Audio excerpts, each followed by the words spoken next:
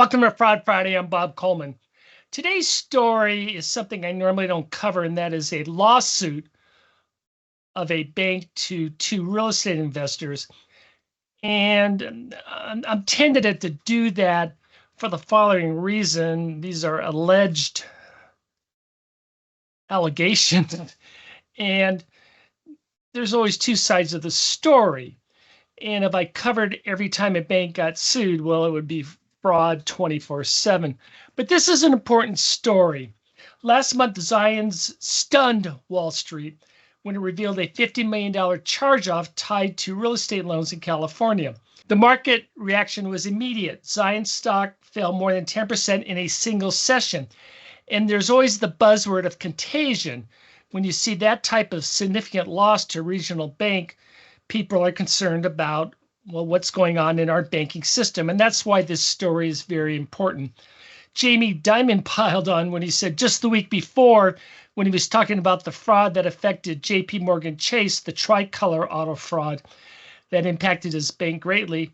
The quote was, quote, "When you see one cockroach, there are probably more." He's referring to fraudsters, to bad loans. And that's why the market immediately jumped on the revelations of the lawsuit.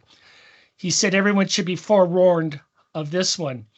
Now, Zions and the other bank that's suing said, hey, this is this was a one-off, and it's isolated to what's happening. The defendant is Continuum Analytics, a Newport Beach real estate firm tied to Cantor Group funds. They're also now facing a federal spotlight after the loan defaults drew attention from both lenders and investigators. The firm specializes in complex commercial property investments and had positioned itself as a sophisticated player in the distressed asset space. They would go in, they would buy properties in foreclosure, they'd fix them up and flip them. They had huge lines of credit. They were talking $160 million lines. And what they would do is the borrowers would pledge this property to the lenders and promised, hey, lend us the money. We flip these at a fast pace. We will take care of all the filings. We'll make sure that we file the first liens in favor of you. On October 15th, they sued Cantor Group and the guarantors. Two people individually, personally guaranteed these loans. So that's how these two investors got caught up, and Andrew Stupin and Gerald Marcel, in Zion's case, to recover $60 million in real estate loans. Western Alliance Bank followed up with a $100 million lawsuit of their own. Through their attorney's law firm, they represented that FBI agents had searched the property's offices in Newport Beach. Again, I want to emphasize no criminal charges have been filed. And their attorney is very vehement about that, and we certainly need to give them the benefit of the doubt. The story is more of what the bank is alleging of what happened with this transaction and how they serviced it. While we will be talking about these individuals, they are certainly have not been charged criminally. But this is what the court filings say. And we're talking about loan conversion, whether it's a cattle loan where you're pledging so many pieces of cows, whether it's an automobile dealership where you're pledging cars. In this case, they were pledging all these properties. And now take a look at this. These are the number of the transactions. Here we have a nice condominium, and $5.5 million was advanced against the credit line, but the current lien holder is First Choice Bank. Here we have a Corona Del Mar. We have a commercial building, $6.5 million. The lien holder is PMF CAREIT. A condo in Laguna Beach, First Choice Bank, $5.5 million. An apartment building, the lien holder is Wilshire Quinn for $10 million. Nano Bank is the first lien holder on a commercial piece of property in Laguna Beach. And as you can see by this list, you also have three of the properties that were sold. So the bank had this line of credit that they thought was secured by these pieces of real estate. And in the covenants, the borrowers said, hey, we will give you a first lien of all that property. And when the bank started to do some research and they did title searches, they found out that was not the case. This is what the civil lawsuit is about. Now, Brandon Tran, Stupin's attorney, denies all wrongdoing. Quote, my clients vehemently deny all the allegations. These claims misrepresent the facts. We are confident that once all the evidence is presented, our clients will be fully vindicated. As we said, these are complex. So you have a number of different entities. They're claiming they were misrepresented and they were swindled themselves.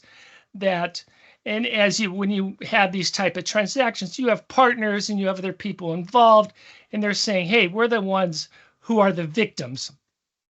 Stupin has been described by Reuters as a longtime California real estate investor and the guarantor of these loans. Public records show he's been associated with 36 entities over 23 years. Again, nothing wrong with that. Every property usually has its own ownership structure. You have partners who aren't in all the transactions. So one of the red flags I have in fraud is how complex it is. In this situation, complexity is normal. It's how these people do business. Now, at a Laguna Beach City Council meeting in May of 2023, Stupin told attendees he had been doing real estate ventures for almost 50 years, had lived in the area most of his life, and his portfolio was in California from LA to San Francisco. It included funds that purchased and repackaged distressed commercial mortgages. What does that mean?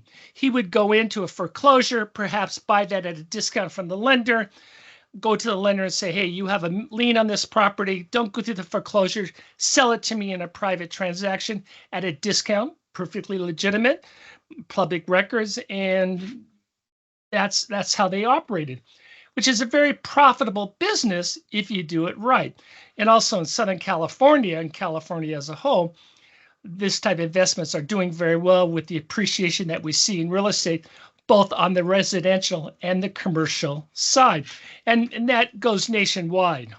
Real estate as a whole is covering up bad lenders' decisions. And that's why this was such a shock to Wall Street that Zions and Western Alliance revealed these types of problems. And then Wall Street rightly said, hey, what's really going on? According to The Real Deal, a real estate magazine, Stupin is accused of guaranteeing about $115 million of these properties. The lawsuits allege the collateral was quietly transferred, subordinated, or foreclosed without notifying the lenders. Actions that erased the first lien position and left the banks unsecured. And that is the problem. When the regulators come in and they look at these assets, when they value the health of an institution, they look at, okay, what are your secured loans and what are your unsecured loans? That's why we pay lower for our mortgages, first lien on our residence, and higher for unsecured credit card debt. In the Zions complaint, the bank claims, according to Zions, the borrowers carried out, quote, a sweeping betrayal of trust by sophisticated financial borrowers who accused CB&T, that was a subsidiary California Bank and Trust of Zions, who abused the confidence, manipulated loan structures for their own enrichment, and systematically eliminated the collateral protections that were supposed to secure the bank loans. That's lawyerese that said, hey, they took our collateral. Let's talk about the other guarantor, Gerald Marcel, who's also known as the landlord king of Los Angeles. The same attorney says, these are unfounded and misrepresent the facts. Marcel is often called Jerry, built his reputation over 5 decades as a LA developer, broker, and landlord. Educated at the University of Southern California, Marcel became president of Property Dynamics and Palos Verdes Developers in 1983. The report I mentioned from Real Deal credits Marcel with 7,000 housing units in his portfolio, i.e. apartments primarily, calling him a fixture of the Southern California multifamily market. He's also a prominent political donor, as you would expect. Now, the same newspapers describe him differently, saying landlord Gerald Marcel accused of defrauding banks. And this one I note just It's an interesting side note. The man who made Jamie Dimon worry about a wave of commercial mortgage fraud. So again, it's a civil complaint. The banks are saying, hey, these people did something with their collateral that we weren't aware of. It's interesting that you have tremendous amount of exposure, and obviously the banks dropped the ball when you were going through and verifying that if indeed we had this collateral. The collateral conversion had been going on for years when it finally revealed itself to the lenders. So the lenders are suing to recoup the funds. They don't have secured positions on the real estate. They're in an unsecured position. It did spook the markets. And as I said, we're certainly, there's two sides to every story, especially when you're talking about a civil lawsuit. So we'll see what happens. Hey, thank you for stopping in. I'm Bob Coleman for Fraud Friday.